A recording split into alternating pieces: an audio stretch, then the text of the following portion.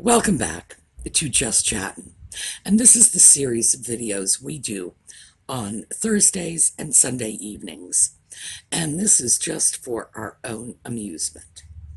So, our favorite little nutmeg has been a busy little bee lately, and she has done a couple of interviews that are apparently designed for outreach to show us the new her, the revamped, the new, ready to go into 2022 model. And a lot of it is laughable. Some of it is interesting, but I think all of it is worth keeping an eye out for. So, when we get back,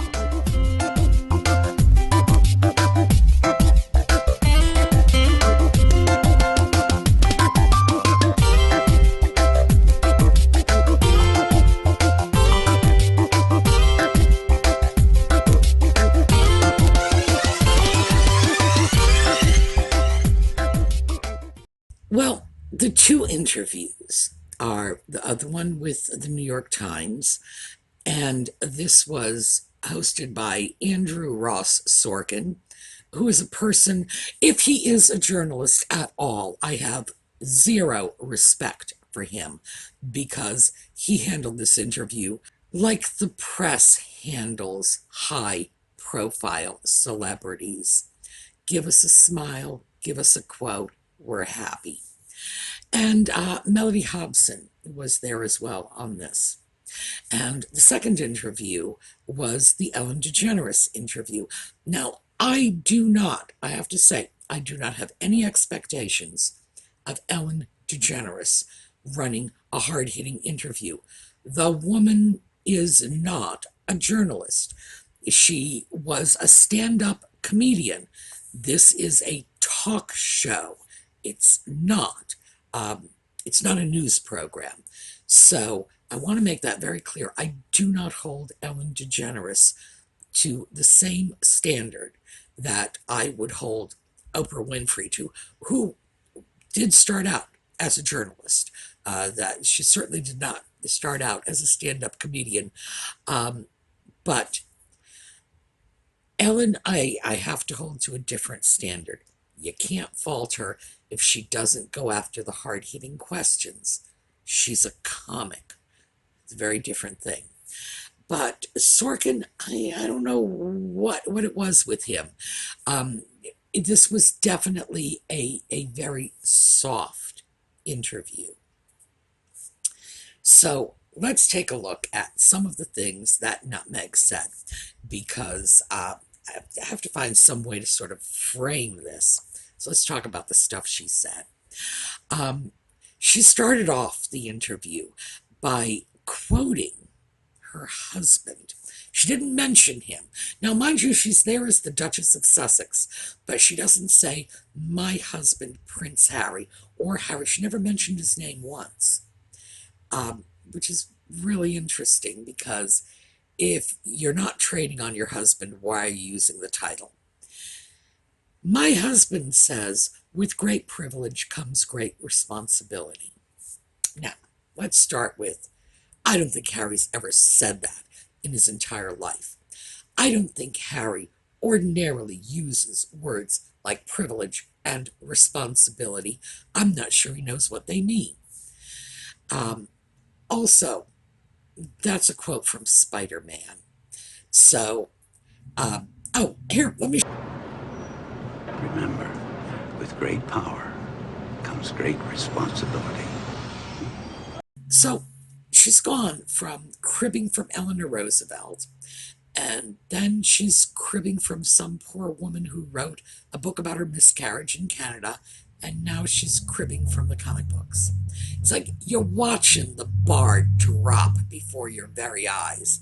Whoa. But this is part of the new her. When the point of this interview was, the agenda was women's equality. What Nutmeg was doing anywhere discussing women's equality is absolutely beyond me. I understand what Melody Hobson has to contribute. She did contribute. She she actually offered real information. You look at a New York Times interview, that's what you expect. Nutmeg, every chance she got, pulled the conversation back to her. Well, as a mother of two, I've always stood up for what was right. I didn't always have a life of privilege. Constantly talking about herself. It stood out. It was so constant. Every chance she got, she was pulling the conversation back to her personally. Um, some of the things that I found were just remarkably interesting was this whole I've always stood up for what was right. That seems to be her new catchphrase. I have no idea what she means by that. She said that uh, because, of course, she kind of had to. Well, even when I was a child and I saw something sexist on television and I wrote a letter, I was always standing up for what's right.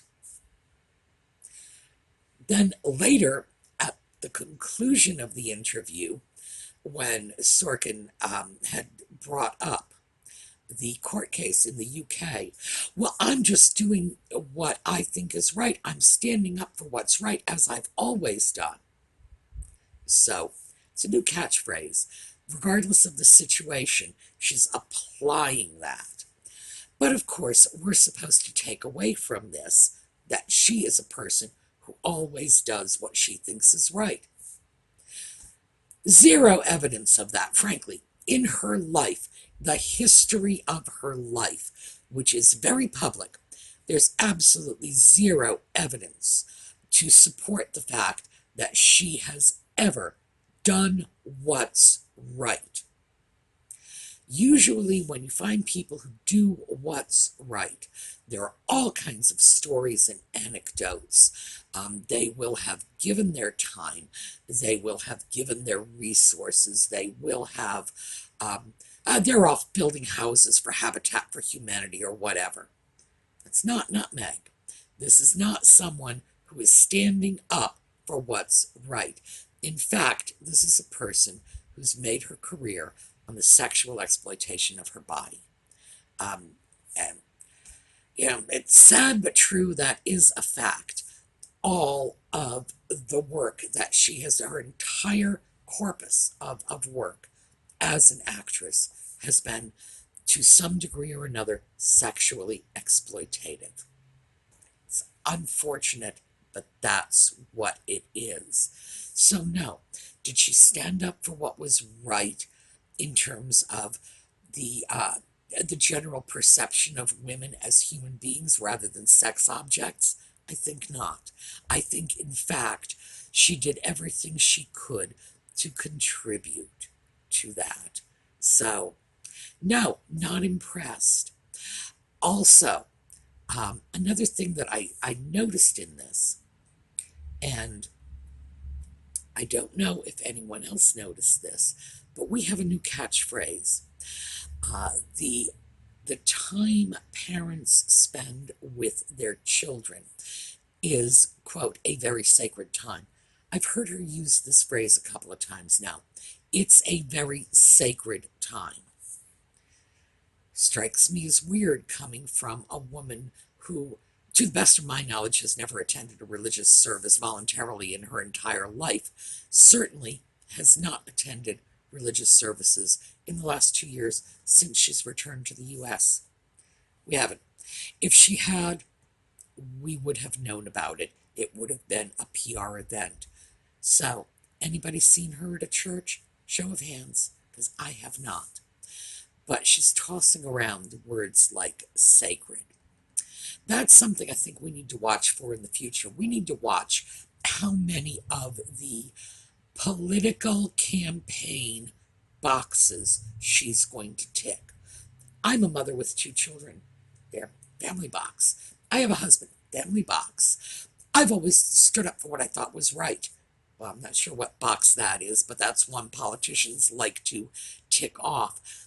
I didn't grow up with privilege. I was poor. We like that. We like poor politicians ticking off that box. Sacred time. I'm a religious person ticking off that box. We are going to see more of this, so keep an eye out for that. Um, the interview sort of, it got kind of ridiculous. As I say, every chance she got, she pulled it back so that she could talk about herself. She wasn't talking about issues, talking about herself. Um, she described paid leave as a humanitarian issue. It's not, it's a political issue.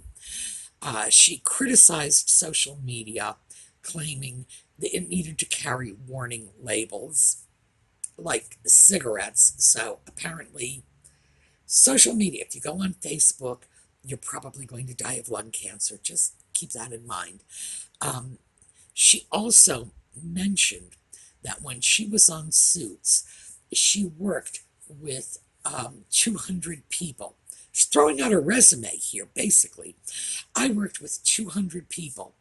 I have no idea where she was going with that because she wasn't the boss. She simply had 200 people on the set with her. Not sure, but that seemed to be what the interview was about. An opportunity for her to talk about herself, throw out, well, I say her resume because, of course, it's not her resume, her fictionalized qualifications for politics and leadership. That seems to be what she's doing. In general, I do have to say, she came across better than she usually does because this was scripted. She knew in advance what they were going to talk about. There was no question about that. She was not speaking extemporaneously. When Nutmeg speaks off the cuff, she sounds like Moon Unit Zappa. It is nothing but babble from the Valley Girl. It's just, and so I'm like, I'm going there, and he's like, no, right? That's what she sounds like. It's ridiculous. You don't even find a complete sentence when she is talking. And the constant use of right. Right is a word she uses as punctuation at the end of about every third sentence. She does that to bring us into her reality. Oh, she does that for two reasons, by the way. One, she knows that our reality is not the same as her reality. You know, this is something that histrionics will often do because they know they're fabricating. They try to suck us into their way of looking at things because they know it's different from everybody else's. But also, I think she is profoundly insecure and needs that constant feedback. So she's constantly saying things like, right, to get the nonverbal cues from her partners in conversation, things like nodding or uh-huh or whatever. But yeah, that's who she is when there's no script. That's not who she was in this interview. There was a script. And let's face it, the woman was an actress. You don't have to be a great actress to be able to pull something like this off. You have a script, somebody writes it, you memorize the lines, you spit them back. That's something she's good at. She has a skill in that area. So, gosh, you gotta wonder why she didn't start off this way when she married into the royal family. Why she didn't just go to Buckingham Palace and say, "Where's my script?" She would have probably been the most successful royal since the beginning of time. And heaven knows that was my expectation when I found out that an actress was marrying into the royal family. I thought, well, this is good news. You know, they're just going to slide right in. No, she didn't. So, unfortunately, but this is what's going on. Scripted interviews that are very soft, no hard questions, so that she can reframe the reality, so that she can present the nutmeg she wants us to see. How well is she doing that? Well, let's take a look, because now we're going to move on to the Ellen interview. This is one that got a lot of press coverage. I don't think very many people are willing to take on the New York Times when it comes to press criticism, but Ellen, oh yeah, she's fair game. Um, by the way, again, as always, whatever I'm quoting from, going to be in the notes. This is Fox News. In Meghan Markle's preeningly self-satisfied appearance on Ellen, she embarrassed the royal family and she embarrassed herself. She may have rejected the British monarchy, yet she still seeks to capitalize on her title, being described on screen as Meghan, the Duchess of Sussex. Presumably, this is to boost her popularity in North America, Pasternak mused. Pasternak is someone they were quoting in the article, and I believe this was a royal biographer they were quoting. Yeah, as you can see, again, the use of the Duchess of Sussex title, and she's doing this to boost her popularity. Well, she wants us to buy into the new nutmeg. The article goes on. Meghan's cringing appearance on Ellen was the opposite of dignified. What purpose it served, I have absolutely no idea, other than to make her look even more fame-hungry than ever. She never did understand the difference between celebrity and royalty, and this jaw-droppingly awful, tasteless interview attests, Pasternak concluded. Well, Pasternak is wrong. We do know what's going on here. She has an agenda. She has a reason for putting this out there. She wants us to see the new nutmeg. And by the way, the new nutmeg was not just crafted in terms of the interview questions, the memorized responses to these interview questions. It was right down to her physical appearance. She was wearing, in both interviews, she was wearing slacks. So clearly she is getting away from the skimpy skirts. That's good. I first of all, I believe that once you go into your 40s, skimpy skirts are probably not a good idea anyway. I don't care if you have the legs for it. It's really an issue of, at some point, you need to leave the teeny bopper clothing to the teeny boppers.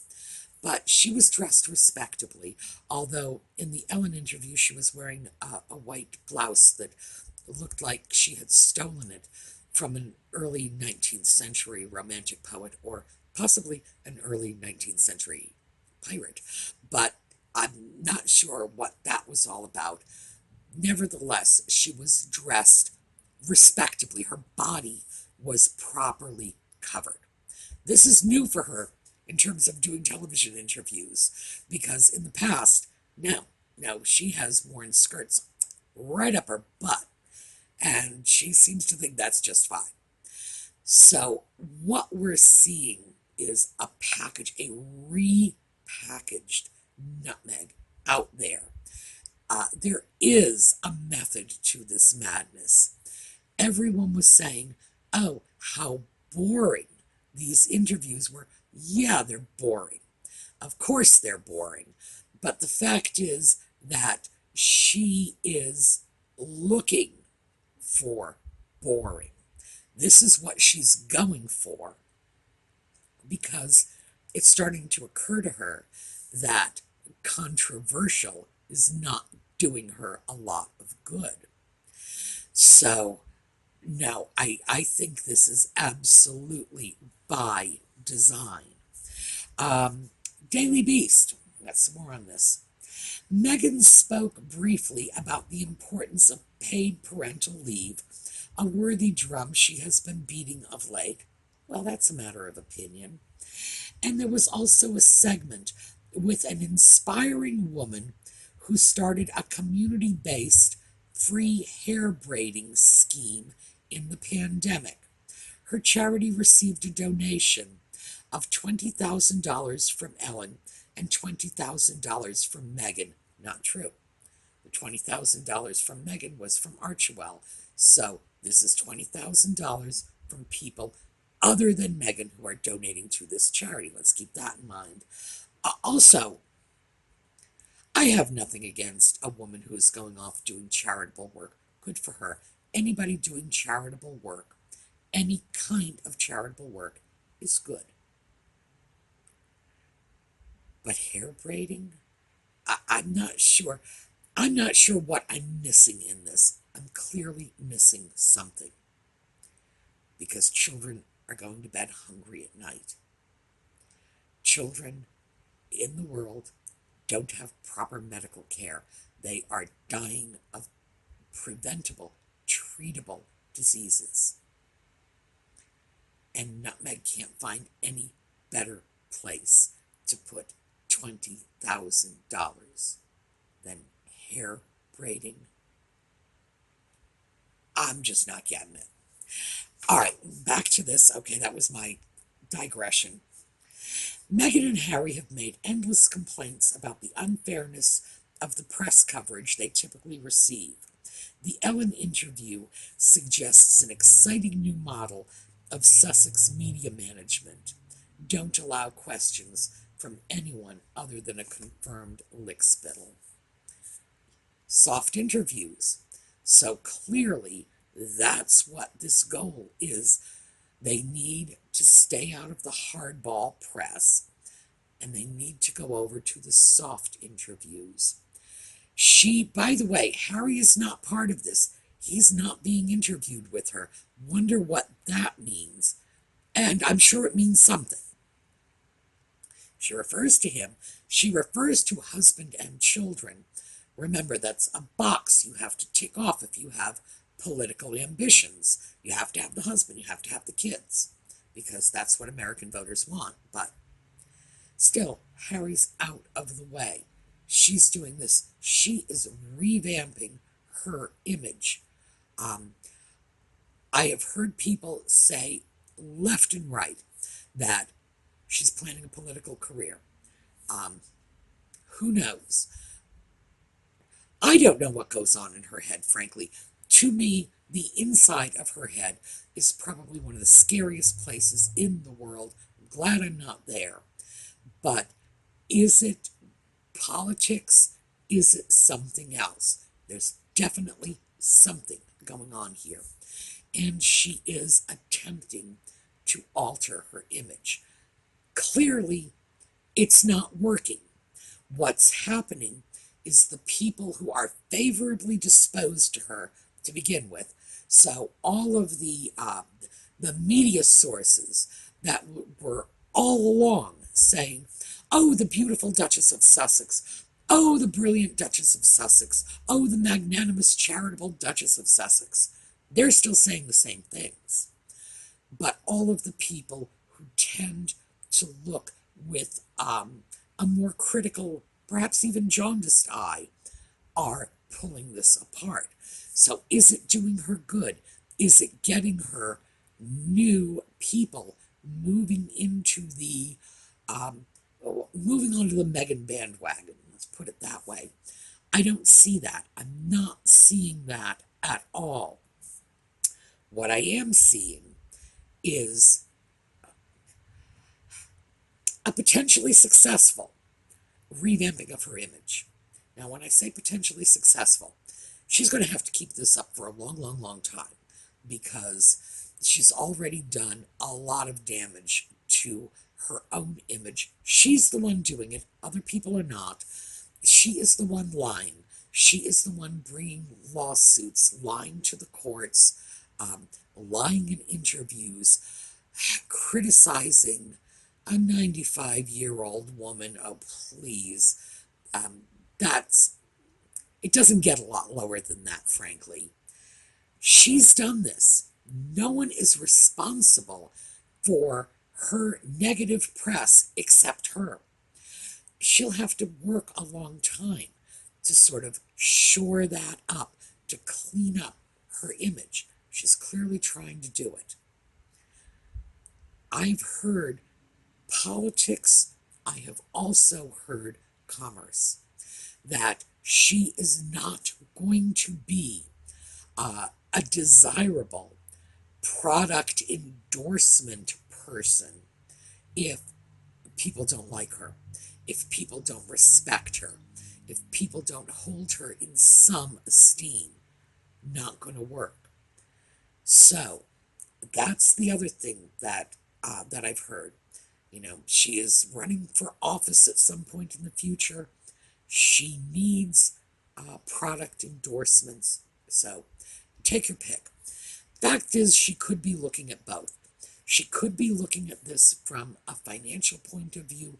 She could be looking at this from the political arena. It's clear both of those are very alluring to her. She wants a great deal of money. We know that. If we didn't know that, go back and read her vlog, The Tig. It's all about the good life. She wants that. But she also wants to be loved. She wants to be well regarded by people. Now, she'll take any attention she can get, but she would prefer the good stuff. So does she have her eye on politics? Probably. Does she have her eye on commercial endorsements? Probably. So I don't know which it is. And as I say, it could be both. If it's both in her head. Because as we know, in American politics, you can't have both. You cannot be dedicated to making money and dedicated to politics not at the same time. You have to separate them because we will demand your tax returns. We want to see everything that has anything to do with your financial situation. And many of us will vote for or against people based on what we perceive is the source of their income, the way they spend their money. We are funny about that sort of thing. So, yeah, you can do both, but you can't do both at the same time. And I'm not sure which direction she is going in right now. But what the goal of both of these interviews was to make her seem like regular folks. In that regard, I believe they were both pretty successful. She's not winning over the people who are not crazy about her to begin with. And I don't think she's actually winning over any new people out there because she is polarizing. And it seems to me, from what I've seen, you either love her or you hate her. There's not a lot of middle ground. But what she is trying to do, I think she is succeeding. I think she is, in fact, presenting a more reasonable viewpoint. And I base this on the fact that she's been described as boring. And for what she's looking for, boring is actually good. So we'll see if she sees it that way. How long can she hold up this boring facade? How long will it be before she will demand more limelight, before she will feel compelled by her personality disorders, frankly, to do something to get that oomph back? I don't know. It's going to be fun to watch, though. All right. We have information in the notes below the video. When I've taken articles and so on, that's where they are.